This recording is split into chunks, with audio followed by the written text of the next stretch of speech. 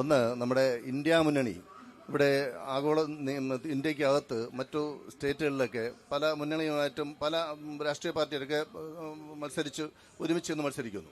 ചിലയിടത്ത് മാറി മത്സരിക്കുന്നു. നമുക്ക് തൊട്ടടുത്ത കർണാടകയിൽ, ഇന്നത്തെ പത്രത്തിലുണ്ട്, കർണാടകയിൽ ഒരു സ്ഥലത്ത് അവിടെ ഇന്ത്യ മുന്നണി ഒരുമിച്ചാണ് മത്സരിക്കുക കർണാടകയിൽ. പക്ഷേ ഒരു സ്ഥലത്ത്, ഒരു മണ്ഡലത്തിൽ അവിടെ 3 രാഷ്ട്രീയ, കോൺഗ്രസ് പ്രത്യേകം നിൽക്കുന്നു, ഇടതുപക്ഷം പ്രത്യേകം നിൽക്കുന്നു, BJP പ്രത്യേകം.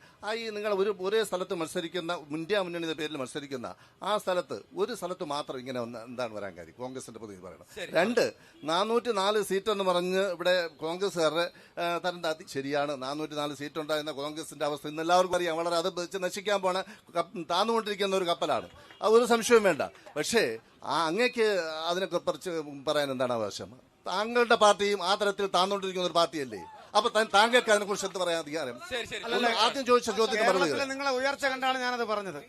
കേരളത്തിലെ നിങ്ങളെ ഉയർച്ച അല്ല, അതാണ് ഞാൻ പറഞ്ഞത്. ചോദിച്ചതിനുള്ള മറുപടിയാണ്.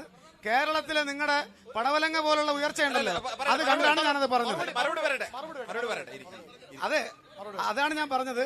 കേരളത്തിലെ നിങ്ങളുടെ പടവലങ്ങ പോലത്തെ ഉയർച്ചയുണ്ടല്ലോ, ആ ഉയർച്ച കണ്ടാണ് ഞാനത് സൂചിപ്പിച്ചത്. ഉത്തരേന്ത്യയിൽ CPM-ഉം ഇടതുപക്ഷ പ്രസ്ഥാനവും ഒരു വലിയ രാഷ്ട്രീയ ശക്തിയാണെന്നൊന്നും ഞങ്ങൾ അവകാശപ്പെടുന്നില്ല. പക്ഷേ നിങ്ങളുടെ ഉള്ള അക്കൗണ്ട് പൂട്ടിക്കും എന്ന് പറഞ്ഞ പ്രസ്ഥാനത്തിന്റെ ഭാഗമാണ് ഞാൻ. ആ നേതാവിന്റെ അനുയായിയാണ് ഞാൻ. ഉള്ള അക്കൗണ്ട് പൂട്ടിച്ചു. ഇവിടെ ഗണപതി വട്ടത്തെ കുറിച്ച് പറഞ്ഞല്ലോ. വട്ടത്തിനോട് പ്രത്യേക താല്പര്യമുള്ളത് കൊണ്ടാണ് ഗണപതിയെ മാറ്റി നിർത്തി വട്ടം അദ്ദേഹം എടുത്തുപിടിച്ച് നടക്കുന്നത്. ഗണപതി വട്ടത്തെ കുറിച്ച് പറഞ്ഞല്ലോ. വട്ടത്തോട് പ്രത്യേക താല്പര്യമുള്ള സംസ്ഥാന പ്രസിഡന്റിന്റെ പാർട്ടിയാണ് നിങ്ങളുടെ പാർട്ടി. ഇന്ത്യ മുന്നണി എന്തുകൊണ്ടാണ് ഇനിയും വട്ടം തന്നെയാണ് കേരളത്തിൽ?